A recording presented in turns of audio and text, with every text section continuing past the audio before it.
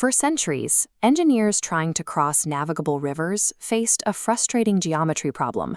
If you build a road low enough to cross easily, you block the ship traffic that keeps the local economy alive. In 1657, engineers in the Netherlands devised a brilliant workaround.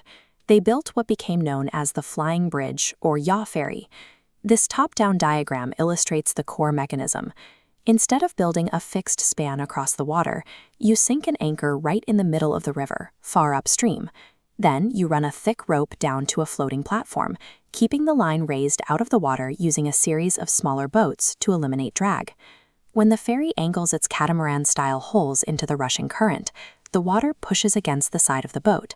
Because it's tethered, the platform swings across the river like a giant pendulum. It requires zero external power.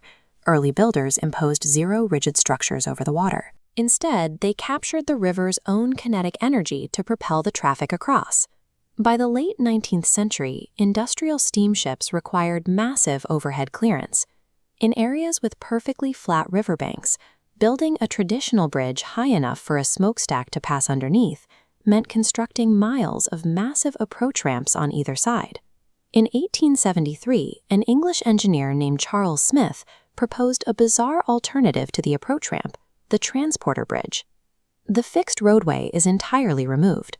What remains is a massive metal frame built high above the ship traffic. A moving gondola is slung from the frame by wires. Pedestrians and vehicles load onto this suspended cart, which glides directly over the water. By stripping the architecture down to a skeletal frame and a dangling cart, engineers successfully detached the physical crossing from the ground itself. As urban centers expanded into varied topography, crossing water was no longer enough. Infrastructure had to link entirely different heights simultaneously. The Lucky Knot Bridge in Changsha, China, solves this multi-level problem by treating the crossing as a three-dimensional knot. It physically loops together the low riverbanks, an adjacent roadway, and a higher-placed park, weaving multiple pedestrian routes into a single continuous flow. The undulating shape borrows mathematically from the infinite loop of a Mobius strip. Aesthetically, it draws from ancient Chinese knotting techniques, where red woven patterns symbolize luck and prosperity. Outfitted with an LED light show and panoramic viewpoints, the structure functions as a primary civic gathering space. When engineers moved out of the city and into extreme natural landscapes, the design priorities shifted from urban connection to pure vertical spectacle. The Zhangjiajie Grand Canyon Bridge in Hunan Province stretches 385 meters across a sheer gorge, suspending visitors 300 meters high on a transparent walkway. Supporting up to 800 pedestrians at once over open air requires incredibly tough materials. The floor uses specialized laminated panels reinforced with ionoplast interlayers, a high-strength plastic that keeps the glass rigid even under massive foot traffic and heavy winds. This cross-section illustrates how engineers kept the bridge from looking like a bulky industrial slab. Using a structural girder design suspended from tension cables eliminated the need for massive support beams underneath, shrinking the entire profile to a razor-thin deck just 60 centimeters thick. This pursuit of extreme altitude has spread. Installations like the Step into the Void skywalk in Chamonix, France, place visitors in protruding glass boxes thousands of meters up in the Alps. Advanced materials have inverted our natural instincts. The terrifying abyss below the crossing is no longer the obstacle to overcome. It is the reason we built the bridge in the first place. The final frontier for structural engineering is the urban canopy, where bridges now link high-rise buildings hundreds of meters in the air.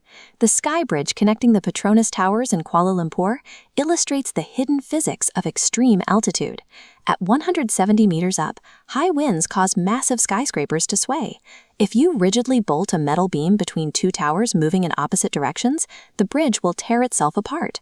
So the Petronas Sky Bridge is actually structurally independent, designed to slide in and out of the towers as they move around it. Some modern designs blur the line entirely. The CCTV headquarters in Beijing pushes two leaning towers toward each other, capping them with a massive angular overhang. The bridge and the building are one continuous loop. Designing at this altitude forces architects to treat the empty air between skyscrapers as shifting dynamic terrain. The latest evolution in sky bridges ignores the exterior structure entirely to focus on interior programming. These elevated spans now contain enclosed, habitable spaces. You can find film studios, hotel suites, and even fully functional swimming pools floating 80 meters above the pavement. Architectural firms are proposing a future where the city itself becomes three-dimensional. These massive sky bridges would act as elevated public infrastructure, stacked with transit stations, libraries, and dense vertical forests. Building civic parks halfway up a skyline requires an unprecedented degree of coordination between structural engineers, city planners, and private developers. The concept of the bridge has completely detached from the river. It conquered the mountain canyon, and now it is colonizing the sky. You no longer cross the structure, you inhabit it.